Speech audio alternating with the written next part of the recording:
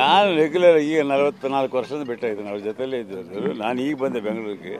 ಅವ್ರು ಬಂದಾಗ ಈಗ ಹೋಗ್ತಾರೆ ಗೊತ್ತಾಯಿತು, ಬಂದು ಭೇಟಿಯಾಗಿದೆ ಓದ್ತಿದ್ದೀನಿ ಅಷ್ಟೇ. ಬೇರೆ ಅವ್ರ ಹತ್ರ ನಮ್ಮ ಅಧ್ಯಕ್ಷರಿದ್ದಾರೆ. ಅವರು ನಾವೆಲ್ಲ ಜೊತೆಗಿದ್ದಂತಾರೆ ಅವರು 40 ವರ್ಷದಿಂದ. ಸರ್, ಜಾತಿ ಜನಗಣತಿ ವಿಚಾರವಾಗಿ ಸಾಕಷ್ಟು ಚರ್ಚೆ ಆಗ್ತಿದೆ. ಡಿ ಕೆ ಸುರೇಶ್ ಅವರು ಹೇಳ್ತಿದ್ದಾರೆ ಕಾಯಬೇಕಾಗುತ್ತೆ ಒಂದು ಸ್ವಲ್ಪ ದಿವಸ, ಹೀಗೆ ತರಾತುರಿಯಲ್ಲಿ ಮಾಡಬಾರ್ದು. ಆ ರೀತಿ ಏನಿಲ್ಲ, ವಿಚಾರ ಮಾಡಿ ಎಲ್ಲ ರೀತಿಯ ಸಾಧಕ ಬಾಧಕಗಳು ನೋಡ್ಕೊಂಡು ಮಾಡ್ರಿ ಅಂತ ಹೇಳಲ್ಲ. ನಾನು ನೋಡಿದ್ದು ನಿಮ್ಮ ಚಾನಲ್ಸ್ನಲ್ಲಿ ಸಾಧಕ ಬಾಧಕಗಳು ನೋಡ್ಕೊಂಡು ಅದನ್ನು ಮಾಡ್ರಿ ಅಂತ ಹೇಳಿದ್ದು ನಾನು ನೋಡಿದ್ದೀನಿ ನಿಮ್ಮ ಟಿ ಚಾನಲ್ನಲ್ಲಿ. ಇವತ್ತು ನಾವು ಭೇಟಿಯಾಗ್ತಾ ಇದ್ದೆ 12 ಗಂಟೆಗೆ ಮುಖ್ಯಮಂತ್ರಿಗಳನ್ನೆಲ್ಲ.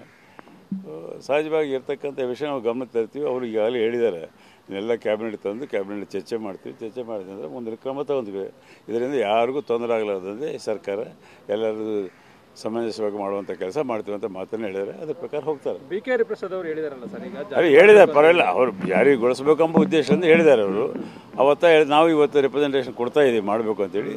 ಅಂತ ಉಳಿದೊಂದು ಜಾರಿ ಯಾವಾಗ ಮಾಡಬೇಕು, ಯಾವ ರೀತಿ ಮಾಡಬೇಕು ಅಂತ ಮಾಡ್ತಾ ಇರೋದು. ಮುಂದೆ ಕ್ಯಾಬಿನೆಟ್ ಇದೆ, ಕ್ಯಾಬಿನೆಟ್ಗೆ ಚರ್ಚೆ ಬರುತ್ತೆ, ಕ್ಯಾಬಿನೆಟ್ನ ಚರ್ಚೆ ಮಾಡ್ತೀವಿ.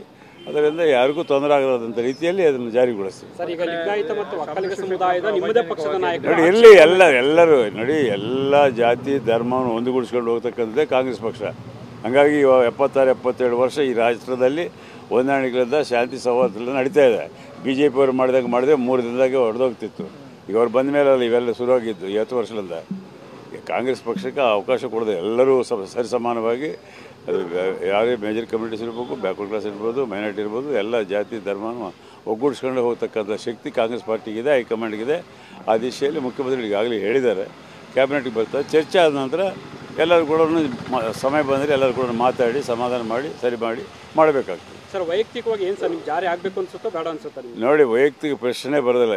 ರಾಜ್ಯದ ಹಿತದೃಷ್ಟಿಯಿಂದ ಮಾಡಬೇಕಾಗತ್ತೆ. ನಾವು ಒಬ್ಬ ಕ್ಯಾಬಿನೆಟ್ ಸಚಿವನಾಗಿದ್ದೀನಿ. ನಾವು ಕ್ಯಾಬಿನೆಟಲ್ಲಿ ತಗೊಳ್ತಕ್ಕಂಥ ಒಂದು ಯಾವುದೇ ನಿರ್ಧಾರ, ಆ ನಿರ್ಧಾರದಿಂದ ಯಾರಿಗೂ ತೊಂದರೆ ಆಗಿರಬಾರ್ದು.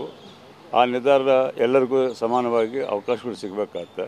ಏನೇನು ರಿಪೋರ್ಟ್ ಬಂದಿದೆ, ಆ ರಿಪೋರ್ಟ್ನ ಏನೈತಿ ಕೂಲಂಕಷವಾಗಿ ನೋಡಿ ಚರ್ಚೆ ಮಾಡಿದ ನಂತರ ಅದ್ರ ಬಗ್ಗೆ ತೀರ್ಮಾನ ತಗೋತಾರೆ. ಸರ್, ಅದನ್ನ ಈಗ ಅವೈಜ್ಞಾನಿಕವಾಗಿದೆ ಮತ್ತೊಮ್ಮೆ ಮಾಡಿ ಅಂದ್ರೆ ಹೇಳ್ತಾರೆ. ನೋಡಿ, ನಾವಿನ್ನೂ ನೋಡೇ ಇಲ್ಲ. ಮುಖ್ಯಮಂತ್ರಿಗಳು ಸಹಿತ ಪೂರ್ತಿ ಅದನ್ನು ನೋಡಿಲ್ಲ ಅಂತ ಹೇಳಿದ್ದಾರೆ. ಕ್ಯಾಬಿನೆಟ್ಗೆ ಬಂದ ನಂತರ ಮಾತ್ರ ನಮಗೆ ಚರ್ಚೆ ಮಾಡಲಿಕ್ಕೆ ಅವಕಾಶ ಇರ್ತದೆ. ಇಲ್ಲಿವರೆಗೂ ಆ ಡಾಕ್ಯುಮೆಂಟ್ ಏನಿದೆ ನಮಗೂ ಗೊತ್ತಿಲ್ಲ. ನೋಡಲಾರ್ದೆ ನಾವು ಏನು ಹೇಳಿಕ್ಕೆ ಬರ್ತದೆ. ಸರ್, CM ಭೇಟಿ ಆಗ್ತಿದ್ರೆ ಏನು ಒತ್ತಾಯ ಮಾಡ್ತಾರೆ ಇವತ್ತು ಹೋಗಿ? ಇಲ್ಲ, ಅದು ಬ್ಯಾಕ್ವರ್ಡ್ ಕ್ಲಾಸಸ್ ಬಗ್ಗೆ ಏನೇನಿದೆ ಅಂತೇಳಿ ನಾವು ಈಗಾಗಲೇ 2-3 ಮೀಟಿಂಗ್ ಮಾಡಿದ್ವಿ. ಅದರ ಪ್ರಕಾರ ಅವ್ರಿಗೆ ನಾವು ವಿನಂತಿ ಮಾಡ್ತೀವಿ. ಏನು ಈ ರಾಜ್ಯದಲ್ಲಿರ್ತಕ್ಕಂಥ ಬ್ಯಾಕ್ವರ್ಡ್ ಕ್ಲಾಸ್ನವ್ರಿಗೆ ಏನೇನು ಕೊರತೆಗಳಿದೆ ಅದನ್ನು ಸರ್ಕಾರ ಇದೆ, ಸರ್ಕಾರದಿಂದ ನಿಭಾಯಿಸ್ತಕ್ಕಂಥ ಒಂದು ಪ್ರಯತ್ನ ಮಾಡಬೇಕಂತೇಳಿ ನಮ್ಮ ಮನವಿ ಇರ್ತದೆ. ಸರ್, ಸತೀಶ್ ಜಾರಕಿಹೊಳಿ ಅವರು ಪರಮೇಶ್ವರ್ ಭೇಟಿ ಆಗ್ತಾರೆ. ಈ ಕಡೆ ನೋಡ್ರಿ, ಖರ್ಗೆ ಅವರು ಭೇಟಿ ಆಗ್ತಾರೆ. ಇದು ಏನು ಖರ್ಗೆ ಸಾಹೇಬ್ರು ಭೇಟಿ ಆಗಲಿದ್ರೆ ಕಾಂಗ್ರೆಸ್ನವ್ರು ಯಾರು ಭೇಟಿ ಆಗಬೇಕು?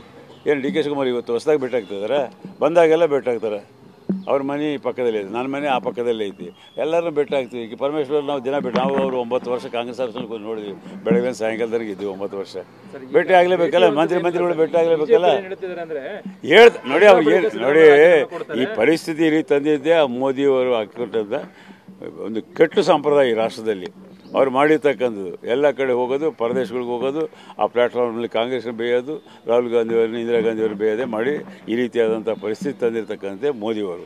BJP ಅವರ ಸಂಸ್ಕೃತಿಯಲ್ಲಿ ಈಗ ಅವ್ರು ಈ ರೀತಿಯಾದಂಥ ಬೆಳಗಿನ ಸಾಯಂಕಾಲ ತನಕ ಕೆಟ್ಟ ಆಲೋಚನೆಗಳು, ಜನರು ದಾರಿ ತಪ್ಪಿಸ್ತಕ್ಕಂಥ ಕೆಲಸ, ಜನಾಭಿಪ್ರಾಯವನ್ನು ಮರಳು ಮಾಡ್ತಕ್ಕಂಥ ಏನು ಅಭಿವೃದ್ಧಿ ಕೆಲಸಗಳಾಗ್ತಾ ಇದೆ ಜನರಿಗೆ ಮುಟ್ಟಬಾರ್ದು, ಜನರಿಗೆ ತಲುಪಿಸಬಾರ್ದು, ಅಭಿಪ್ರಾಯ ಬರಬಾರ್ದು ಈ ಸರ್ಕಾರ ಬಗ್ಗೆ ಅಂತೇಳಿ ಮಸಿ ಬೆಳೀತಕ್ಕಂಥ ಪ್ರಶ್ನೆ ಅವ್ರು ಮಾಡ್ತಾ ಇದ್ದಾರೆ. CM ಅವರು ಕೂಡ ಬೇಸರವಾಗಿ ಹೇಳಿದ್ದಾರೆ, ಏನು ಎಳೆದು ತಂದಿದ್ದಾರೆ ಇಲ್ಲಿ ಅನಗತ್ಯವಾಗಿ ಏನು ಅಂತ ಬೇಸರ.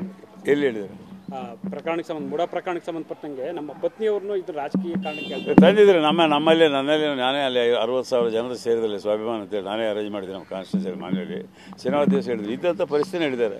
ಅಯ್ಯಮ್ಮ ಎಂದು ಹೊರಗೆ ಬಂದವರಲ್ಲ, ಯಾವುದಕ್ಕೆ ಕೇಳಿದಾರಲ್ಲ, ಮಾಡಿದಾರಲ್ಲ, ಅವ್ರಿಗೆ ನ್ಯಾಯಯುತವಾಗಿ ಸಿಗಬೇಕಾಗಿರ್ತಕ್ಕಂಥದ್ದು ಮುಡಾಲಲ್ಲಿ ಕೊಟ್ಟಿದ್ದಾರೆ. ಆ ಮುಡಾದಲ್ಲಿ ರಾಜ್ಯದಲ್ಲಿ BJP ಸರ್ಕಾರ ಇತ್ತು. ಅವ್ರು ಕೊಟ್ಟಿರ್ತಕ್ಕಂಥ ಈ ರೀತಿಯಾಗಿ ಅವರೇ ಮತ್ತೆ ದಾರಿ ಹೊರಗೆ ತರ್ತಕ್ಕಂಥ ಒಂದು ಪ್ರಯತ್ನ ಮಾಡಿದ್ರು ಅಂತೇಳಿ ಬೇಸರದಿಂದ ಹೇಳಿದ್ದಾರೆ ಅವರು. ಮೇಡಮ್ನು ಅವರು ಪಾರ್ವತಮ್ಮನವ್ರನ್ನು ಬೇಸರ ಮಾಡ್ಕೊಂಡೆ ಇವತ್ತು ಸರೆಂಡರ್ ಮಾಡಿದ್ರು. ಅದು